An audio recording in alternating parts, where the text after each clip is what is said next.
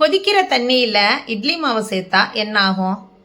வாங்க, கொதிக்கிற தண்ணியில் இட்லி மாவு சேர்த்தா என்ன ஆகும் அப்படிங்கிறத நம்ம பார்க்கலாம். அதுக்கு ஒரு கடாய் வச்சுருக்கேன். கடாயில் 1 ரோட்டா அளவுக்கு தண்ணி சேர்த்துக்கிறேன். நீங்கள் எவ்வளோ இட்லி மாவு சேர்ப்பீங்களோ அதுக்கு தகுந்தது மாதிரி தண்ணி சேர்த்துக்கோங்க. தண்ணி நல்லா கொதி வரட்டும். இப்போ 1 கப் அளவுக்கு இட்லி அல்லது தோசை மாவு எதுவாக இருந்தாலும் ஓகே சேர்த்துக்கலாம். இதில் உப்பு போடணும்னு அவசியம் கிடையாது. ஏன்னா ஆல்ரெடி நம்ம இட்லி மாவில் உப்பு சேர்த்துருப்போம். ஸோ பார்த்துக்கிட்டு சேர்த்துக்குங்க. இப்போ நல்லா கொதி வரணும். இதில் நல்லா கைவிடாமல் கலருங்க, அடி பிடிக்காமல். கொதி வந்த பிறகு 1/2 கப்பு வீட்டில் இருக்கக்கூடிய அரிசி மாவு சேர்த்துக்கிறோம். இது ரெண்டையும் நல்லா மிக்ஸ் பண்ணணும். நல்லா மிக்ஸ் ஆகி இது மாதிரி கட்டியாகி வரும். இந்த ஸ்டேஜில் நம்ம இறக்கிடலாம். இதை ஒரு பிளேட்டில் வச்சு ஆற வச்சு எடுத்து வச்சுக்கலாம். நல்லா ஆறட்டும். எல்லாத்தையும் ஒட்ட வழித்து இதில் சேர்த்துக்கலாம். நல்லா ஆறின பிறகு நான் பொடியாக கட் பண்ணி வச்சுருக்க சின்ன வெங்காயம், பச்சை மிளகா சேர்த்துக்கிறேன். கையால் நல்லா பிசைஞ்சு விட்டு சேர்த்துக்கோங்க. சின்ன வெங்காயம் தான் போடணும்னு அவசியம் இல்லை, நீங்கள் பெரிய வெங்காயம் கூட சேர்த்துக்கலாம். சின்ன வெங்காயம் போட்டால் எந்த ஒரு டிஷ்லேயுமே ரொம்ப டேஸ்ட்டாக இருக்கும். பொடியாக கட் பண்ண இஞ்சி ஒரு துண்டு சேர்த்துருக்கேன். புதினா இலைகள் சிறிது கட் பண்ணி சேர்த்துருக்கேன். அதோட கருவேப்பிலை, கொத்தமல்லி, 1 ஸ்பூன் மிளகு சேர்த்துருக்கேன்.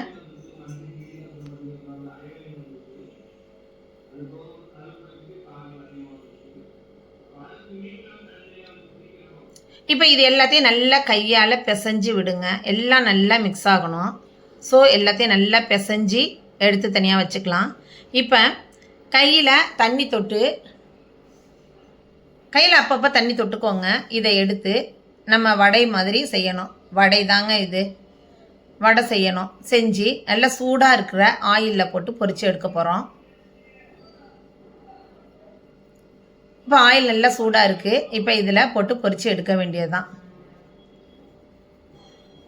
சூப்பரான வடை, இன்ஸ்டன்ட் வடைங்க. இதை நீங்கள் நம்ம உளுந்து ஊற வச்சு அரைச்சி பண்ணணுங்கிற அவசியம் கிடையாது. இட்லி மாவு இருக்குதா, உடனே நமக்கு வடை சாப்பிட்ணும் அப்படின்னு தோணுதா, ஈவினிங் ஸ்நாக்ஸ் சாப்பிட்டுக்கிறதுக்காக இருக்கட்டும், இல்லை யாரும் திடீர்னு ஒரு கெஸ்ட்டு வந்துட்டாங்க அப்படின்னா நம்மளால உளுந்து உடனே ஊற வச்சு செய்ய முடியாது இல்லையா? ஸோ இட்லி மாவு இருந்துச்சுன்னா 1 கப்பு உடனே எடுத்து போட்டு இது மாதிரி செஞ்சு பாருங்கள். டேஸ்ட்டு வேறு லெவலாக இருக்கும். நல்ல கிறிஸ்பியாக முறுமுறுன்னு அவ்வளோ சூப்பராக இருக்குங்க.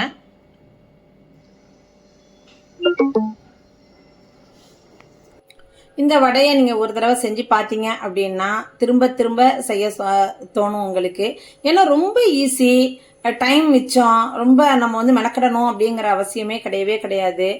அடுத்த நிமிஷம் நம்ம நின்றுட்டு இருக்கும்போதே நமக்கு ஒரு சமையல் பண்ணிட்டு இருக்கோம், திடீர்னு நமக்கு வடை சாப்பிட்லாம், வடை சாப்பிட்லாமே அப்படிங்கிறது மாதிரியான கிரேவிங்ஸ் வந்துச்சுன்னா கூட உடனே எடுத்தோமா, இட்லி மாவு நம்மகிட்ட எப்பொழுதுமே இருக்கும், அது சொல்லவே வேண்டாம்.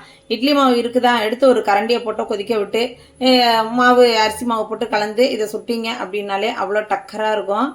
நிஜமாவே சொல்கிறேன், திடீர் விருந்தாளிகளுக்கெல்லாம் ரொம்ப ஆப்டான ரெசிபி இது. கண்டிப்பாக நீங்களும் ஒரு தடவை இதை செஞ்சு பாருங்கள். செஞ்சு பார்த்துட்டு எப்படி இருந்துச்சுங்கிறத கமெண்ட் பண்ணுங்கள். மறக்காமல் சாந்தி சாண்டல் விலாக்ஸை சப்ஸ்கிரைப் பண்ணுங்கள்.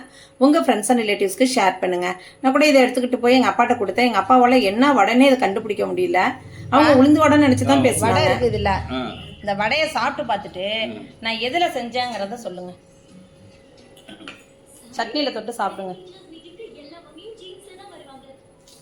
நல்லா எப்படி இருக்கு, கிறிஸ்பியாக நல்லா சவுண்டு நல்லா வருதா, முறுமுறுன்னு சாப்பிட்டு பாருங்க.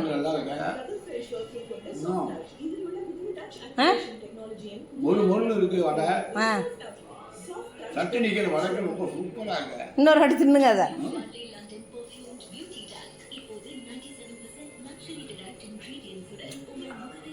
சூப்பரா இருந்த இந்த வடையை நான் எதுல செஞ்சிருக்கேன்னு தெரியுதா? அது மறக்காம லைக்கை தட்டி விட்டுருங்க. உளுந்து இல்ல, இட்லி மாவுல பண்ணுனது. பாக்குறீங்க அப்படின்னா சாந்தி சாந்தில சப்ஸ்கிரைப் பண்ணிட்டு பாருங்க. நல்லா நம்ம இட்லி மாவுல வடை பண்ணியாமோ அப்படின்ட்டு